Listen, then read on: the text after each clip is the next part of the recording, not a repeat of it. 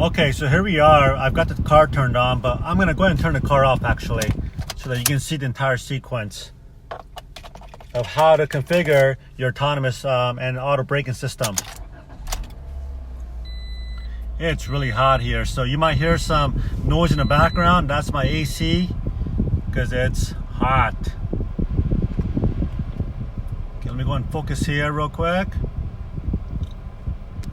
All right, so once you turn the car on, Okay, so once you turn the car on, you want to get familiar with basically one button right here, the display button on the steering wheel. And this is your navigation to get around the autonomous setup. So if you watch me here, we're gonna push this display button until you see this icon on the screen that looks like this. Right here. Vehicle settings, press and hold. So this is, again, the settings for the autonomous feature.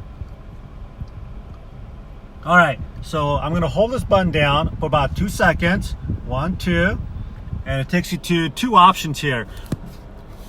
Sorry about that. We can set up the lane departure warning and also the front impact sensor right on the right hand side. And to get to each of those sensors, again, all you gotta do is remember this display button right here. If you push it once, it'll flip you to the other screen. You see that? As I'm pressing here, watch that screen. It'll take you to the left.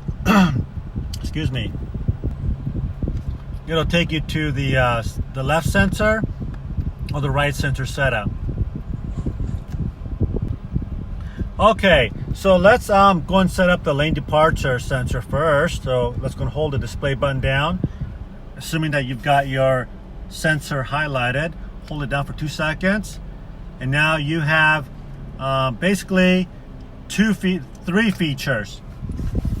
Okay, you can just sound a warning and add steering wheel feedback, or you can just make a warning, and then the bottom icon sets the sensitivity of the sonar that's mounted in front of your bumper, not your bumpers, your grill. So go ahead and hold that display button down again for 2 seconds, and you see the icon change to only the speaker, and that will only make a sound.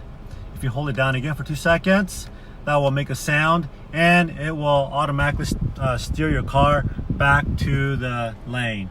So let's keep it on that. Okay, go and hit the display button again to get down to the sensor, and there it is, and hold it down for 2 seconds. And this is where you can reduce that sensitivity, and hold it down again to increase it. There you go. And we're gonna keep it right there. Okay, so let's go ahead and go down to exit.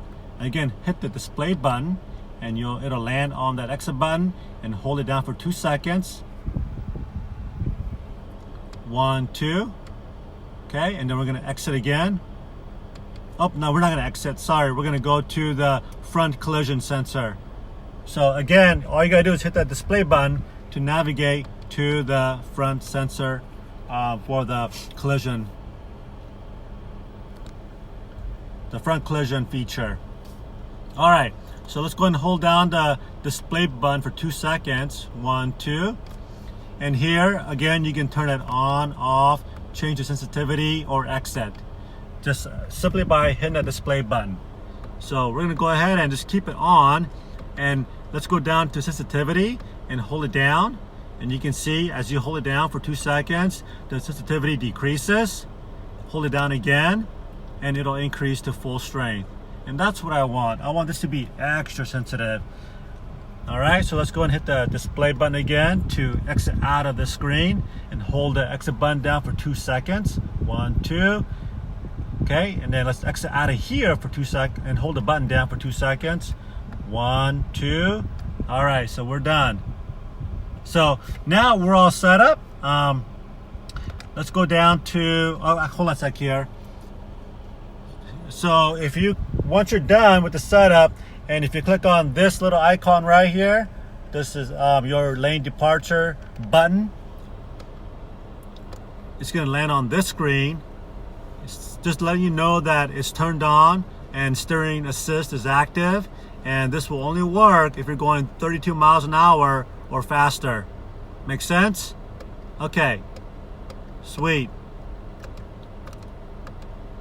So let's go back to this screen right here so we can kind of monitor. And where I got that is, again, once you're back to home screen, just hit the display button right here and it'll flip you around to the menu on your cluster.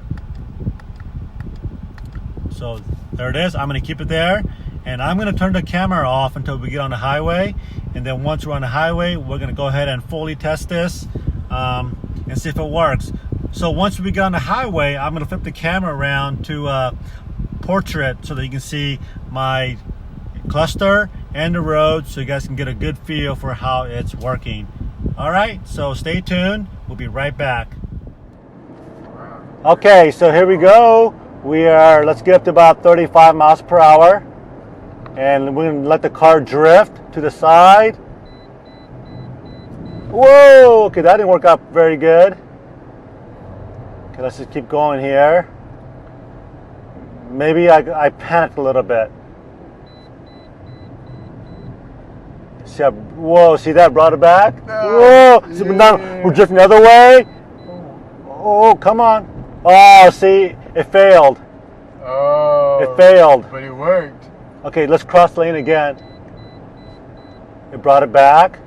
Oh, we're gonna hit the curb. Oh! That did not. That's a fail.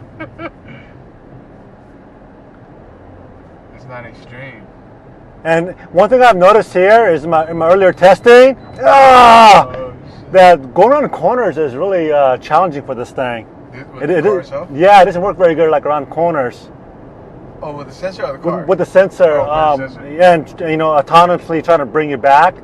It works great on straightaways, but not for whatever reason. Yeah. Because I think it's like very subtle movement. Look at these curves are perfect to test out. Okay. Oh, no. That last one though worked, right? Yeah. Okay, so we'll stop here, and so one thing you'll notice is that as we cross these lanes, you're going to see left and right sensors blinking. But just note that once you hear that beeping sound, it should immediately steer you back into your lane.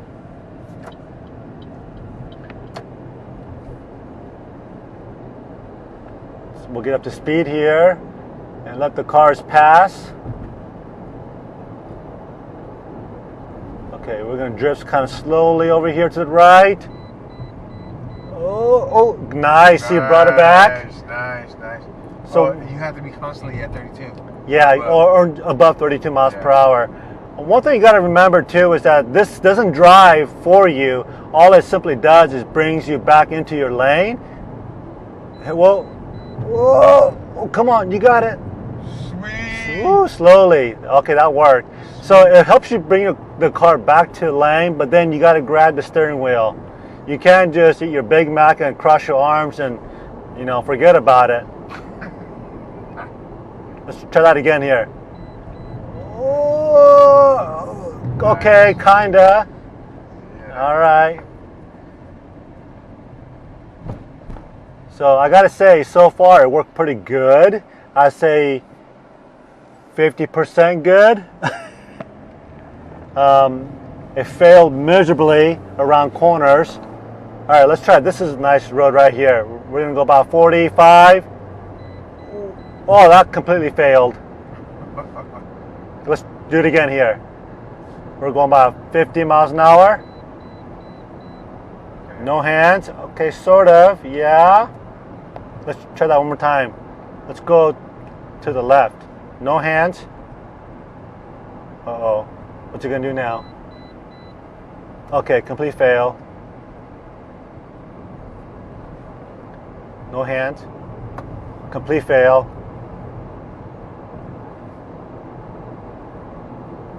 We're going about 45 miles an hour. No hands. Oh, it's trying. It's still trying. Nope, it stopped. It's to the left. Yeah, so I don't know, man. Left side sensor is not. I say it's kind of hokey. So on that bombshell, I gotta give this feature a thumbs down.